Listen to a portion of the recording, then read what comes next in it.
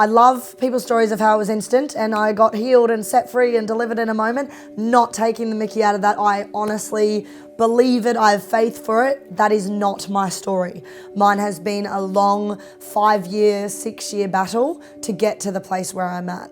So basically from about 6 to 9, I was sexually abused by people in my street, so older boys in my street. And then at 10, my parents divorced.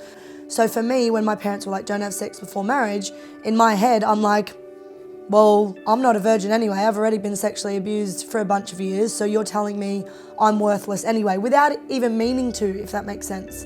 So for me growing up, I kind of didn't even take sex as a second thought.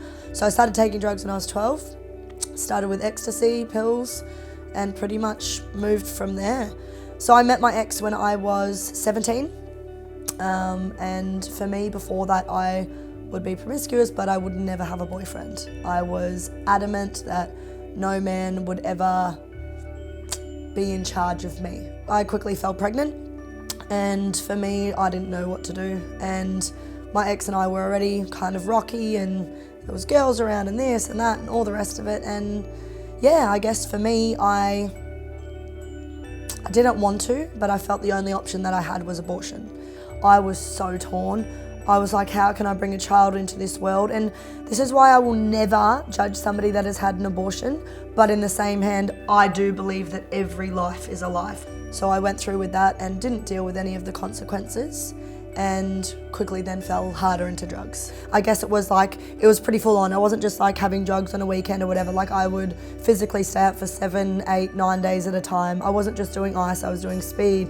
Ice meth, I was doing Xanax, Valium, I was having weed, I was taking Hypnol, which is literally a date rape drug. So it's like everything in your body is on such high alert that you'll do anything to calm it down, yet you're taking the very drug over and over again that's gonna give you the high alert. So I lived in a constant state of anxiety. It was putrid. There is no other word for it but putrid. So my encounter was actually pretty gradual. I feel like God just continuously revealed himself to me. One night, randomly decided I was actually done with ice, had a full-on demonic experience. It was just one random day. I was with my friends, tried to go to sleep, but I smoked a bunch of ice that afternoon. And honestly, for lack of a better word, I had demons coming at me from the roof. It was disgusting. And it was the first time in my life that I'd really been truly scared. And I was like, God, if you take this away from me, I will never do it again.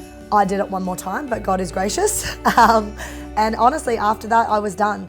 I did continue to smoke weed. And like I said, it's been a real gradual thing for me. So the more I encountered the love of a father, the more I encountered that I was always told to be quiet and chill out growing up.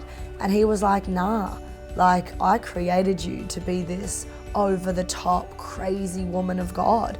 And I just got prophecy after prophecy over me. I'd always had it growing up, but I decided to step into it, Long story short, I went to my sister's church, was church hopping, and I was like, God, I need to be grounded. And I walked into my church, and honestly, the pastor, I'd gone there when I was a kid, and he walked straight up to me and he's like, Esther, you're home.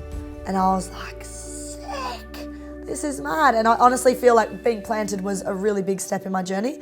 And on the last 2.5 years, God has had me on a crazy journey of pursuing purity, and just getting rid of all the drugs in my life, all the alcohol, cigarettes. So today, this week, I'll be a year clean off alcohol and cigarettes, and all other drugs has been longer than that. So now I work with the Australian Anti-Ice campaign. So I was actually God appointed. I walked into the office, didn't even know what they did. CEO was standing right there and she was like, we need female presenters, you're hired. Didn't do an interview, didn't hand in my resume, nothing. So now I go into schools, prisons and youth justice centres, and I basically do a presentation and tell them about my story and how I got clean. So I'm firmly planted at a church back home. On the worship team, I lead some women's meetings, and yeah,